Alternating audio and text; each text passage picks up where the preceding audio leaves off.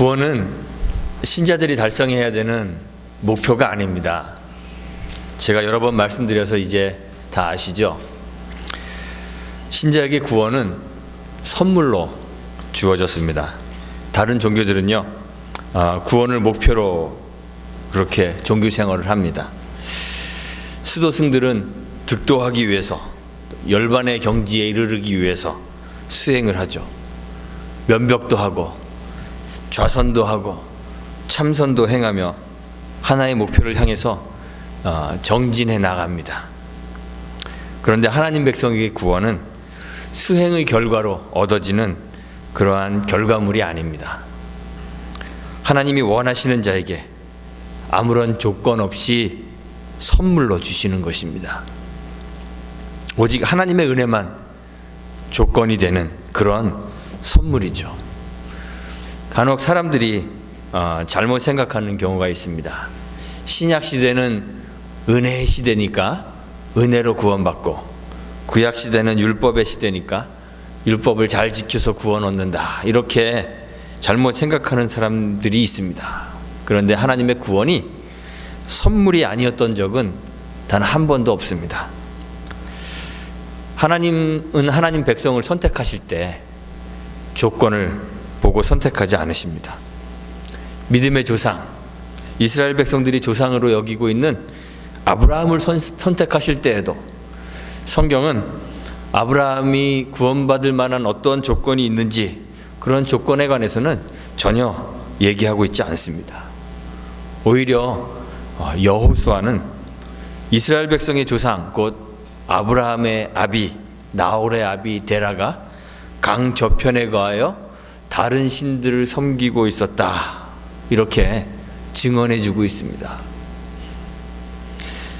이스라엘이라는 민족의 이름이 누구에게서 기원했는지 아시죠? 야곱에게서 기원했습니다. 근데 이 야곱을 선택하실 때에도 하나님은 그가 구도자로서 얼마나 성실히 수행을 했는가, 또는 그의 성품이 어떠한가, 또는 그에게 얼마큼의 열심이 있는가, 이런 것들 고려하지 않으셨습니다. 바울이 로마서에서 야곱의 선택에 대해서 이야기하죠. 로마서 9장 10절부터 13절입니다. 리브가가 우리 조상 이삭 한 사람으로 말미암아 잉태하였는데 그 자식들이 아직 나지도 아니하고 무슨 선이나 악을 행하지 아니한 때 택하심을 따라되는 하나님의 뜻이 행위로 말미암지 않고 오직 부르시는 이에게로 말미암아 서게 하려 하사 리브가에게 이르시되 큰 자가 어린 자를 섬기리라 하셨나니 기록된 바 내가 야곱은 사랑하고 에서는 미워하였다 하신과 같으니라 말하고 있습니다. 아직 야곱과 에서가 태어나기도 전에, 선과 악을 행하기도 전에 하나님께서 선택하시고 은혜를 베푸신 거예요. 하나님이 이스라엘 백성들을 애굽 땅에서, 종되었던 애굽 땅에서 구원하셔서 젖과 꿀이 흐르는 가나안 땅으로 인도하신 것도 이스라엘 민족이 가지고 있는 어떤 장점 때문에 그렇게 하신 것이 아니라 그냥 하나님의 신실하심 때문에 그렇게 하신 거죠. 이스라엘 백성들은 애굽에서 노예로 박해받으며 신음하며 살아가고 있었습니다. 그들에게는 하나님의 은혜를 독차지할 만한 어떠한 메리트도, 어떠한 장점도 없었습니다. 그들이 광야에 나갔을 때 금부치들을 녹여갖고 송아지 형상의 우상을 만들었죠. 그리고 이것이 우리를 애굽에서 인도하여낸 우리의 신이다, 이렇게 불렀습니다. 축제를 벌였습니다. 이들이 얼마나 애굽의 그 이교 문화에 물들어 있어서 하나님을 떠나 있었는지를 보여주는, 단적으로 보여주는 하나의 예예요. 하나님을 전혀 알지 못하고 섬기지 않는 그런 자들을 하나님께서 선택하셔서 자기 백성 삼아주신 거예요. 신약 시대에도 그렇습니다. 주님의 부르심을 보면 우리의 예측을 뛰어넘습니다. 주님께서 제자를 부르실 때 종교적으로 잘 훈련되어져 있는 사람, 신실하게 주님의 율법을 준수하고 있는 사람, 신학적으로 잘 교육되어 있는 사람, 그런 바리새인이나 서기관, 그런 사람들 가운데서 제자를 뽑지 않으셨습니다. 주님이 선택하신 사람들을 보면 갈릴리 호수에서 고기 잡던 어부, 유대인들에게는 종교적으로 도덕적으로 멸시를 받고 있었던 세리, 이런 사람들을 선택하셨습니다. 심지어는 바울이라는 사람을 보면 예수 믿는 사람들을 핍박하고 잡아 가두고 또 돌로 쳐 죽이던 그런 박해자였습니다. 그런데 하나님은 이렇게 아무런 자격이 없는 사람들을 부르셔서 하나님 나라의 백성을 삼으시고 그들의 손에 하나님 나라를 맡기셨습니다. 그 누구도 수행이나 고행이나 선행이나 종교적 행함으로 하나님의 공의를 만족시킬 수 없기 때문에 그 어떤 것도 우리에게는 구원의 조건이 될 수가 없는 것이에요. 하나님은 세상 가운데서 하나님 사람을 선택하실 때 그저 하나님의 뜻대로, 나쁘게 말하면 엿장수 맘대로 뭐 이렇게 말할 수 있죠. 하나님 맘대로 선택하시는 거예요. 요한복음 5장 21절에 보면 예수님이 38년 된 병자를 고쳐주실 때 말씀하시죠. 아버지께서 죽은 자들을 일으켜 살리신 같이 아들도 자기의 원하는 자들을 살린다 그러셨습니다. 하나님이 원하시는 자, 자기가 원하는 자를 살리시는 거예요. 구원이라는 거, 기독교 신앙은요, 우리가 이루어내야 하는 목표가 아닙니다. 우리에게 주어진 선물입니다. 그래서 신자들은 구원을 위해 살지 않습니다. 구원 얻기 위해 살지 않습니다. 이미 우리에게 주어진, 선물로 주어진 그 구원을 누리고 살아가는 거예요. 이 부분에서 유대인들이 실패를 한 것이죠. 이스라엘 백성들은 하나님이 조건 없이 베풀어 주신 그 구원을 누리지를 못했어요. 예수님을 찾아왔던 한 율법사가 있죠. 그 율법사가 예수님에게 물었습니다. 선한 선생님이여, 내가 무엇을 하여야 영생을 얻겠습니까? 이미 영생은, 구원은 선물로 주어졌는데 선물로 주어진 구원을 알지 못한 거예요. 그래서 영생을 얻기 위해, 구원 얻기 위해 고행을 하죠. 이 율법사가 대답했어요. 살인하지 말라, 간음하지 말라, 도적질하지 말라, 뭐 이런 잡다한 수많은 계명들을 저는 어려서부터 다 지켰습니다. 얼마나 힘들게 살았을까요, 이 계명을 지키느라고.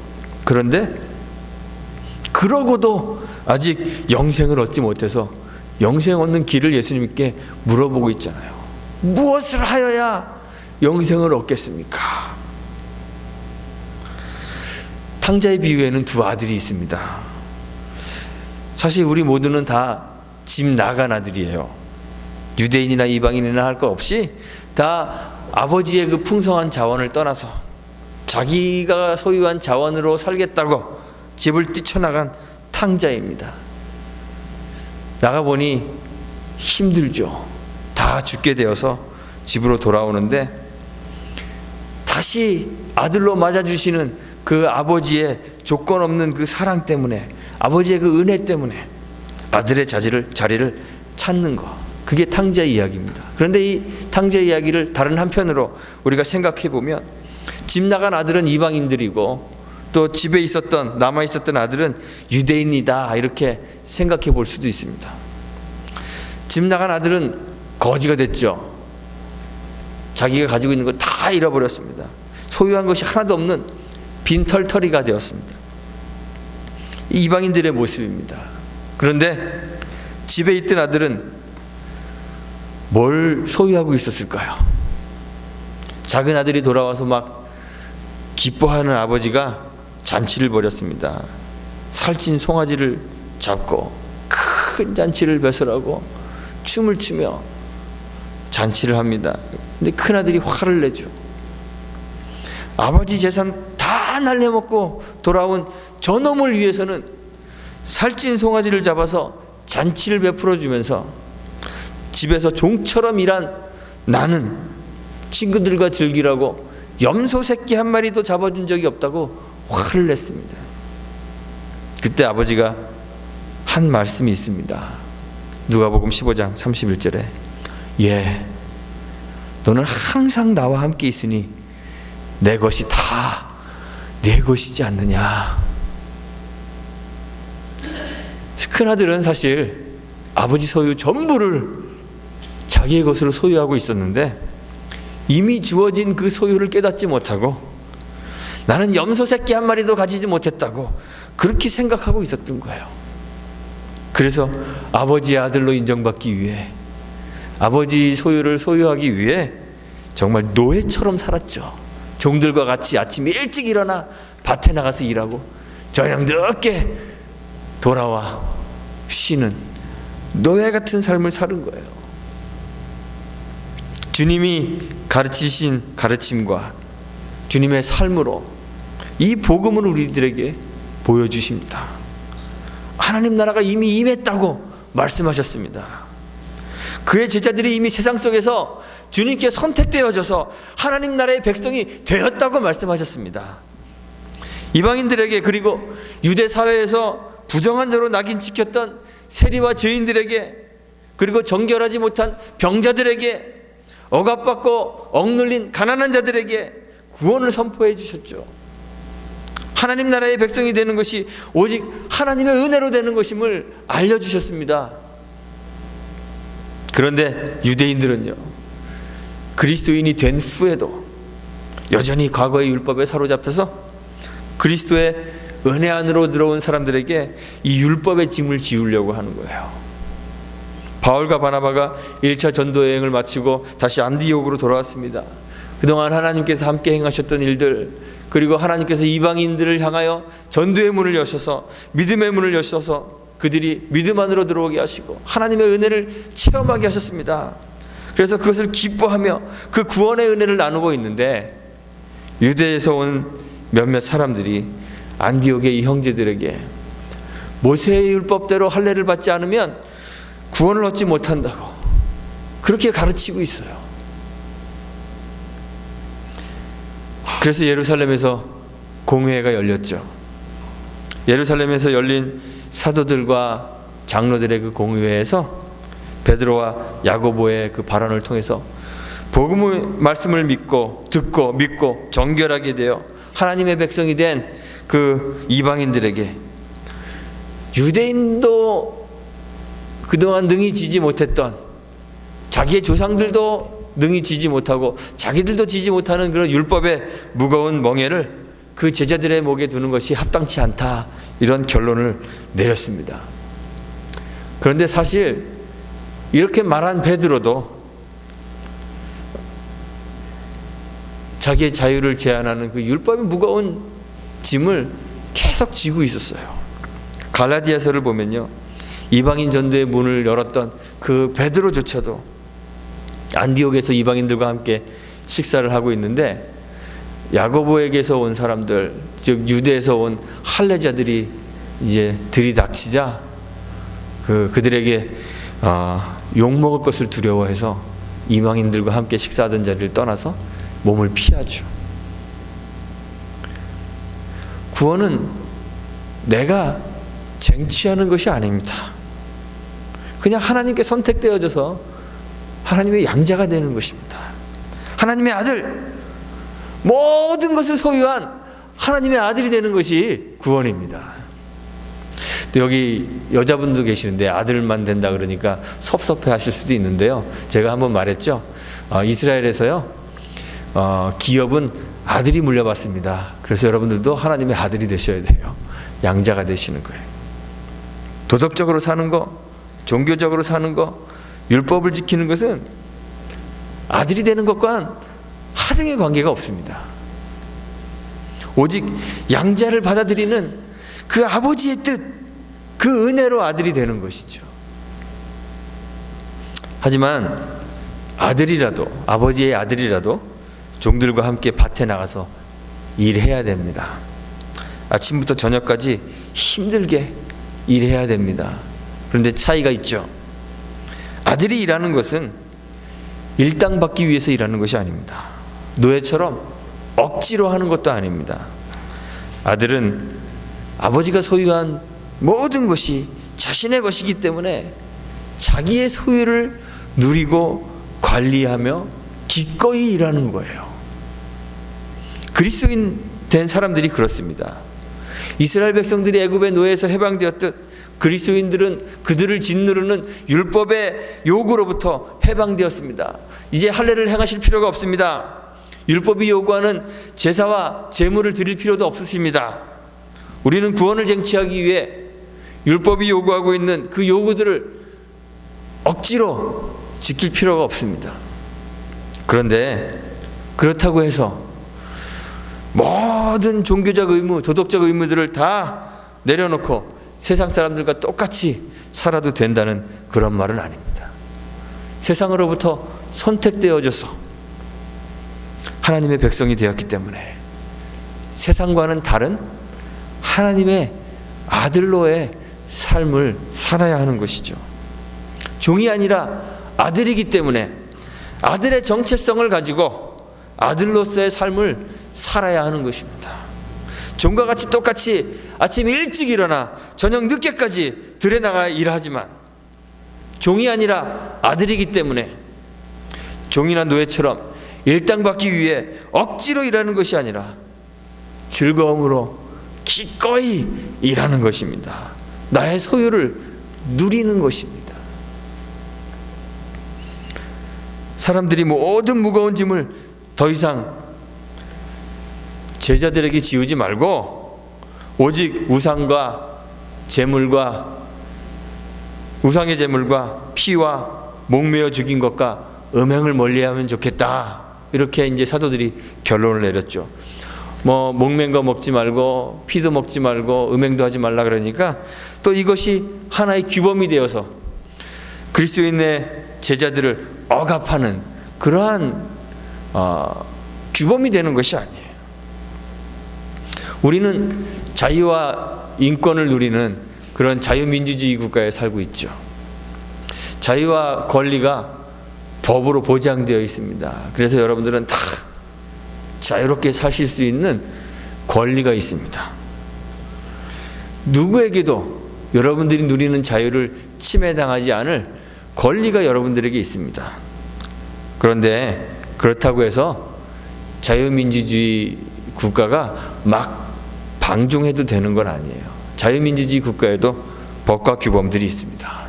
그런데 우리가 가지고 있는 사회의 법과 규범은 사회 구성원들을 억압하는 제도가 아닙니다.